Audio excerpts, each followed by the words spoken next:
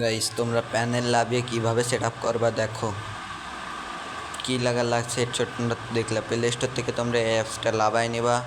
নেওয়ার পরে তোমরা এরকম ঢোকার পরে এই যে আমি প্রথম যেটা লাভাইছি ওইটা লাভানোর পরে তোমরা এই যে ভিউতে ক্লিক করবা। করার পরে ভিউতে আসার পরে তোমরা এখান থেকে অ্যাপসটা ইনস্টল করে নেবা। এপিকেটা বুঝছো, এই যে দুইটা দেখছো, দুইটা লাভছে কিন্তু তোমরা একটার উপরে ক্লিক করবা প্রথমে। করার পরে যেটা থেকে বের করে দেবে, পরে আর একটা আছে ওইটাই ঢুকবে। ঢোকার পরে তোমাদের গেমে ঢুকায় নেবে।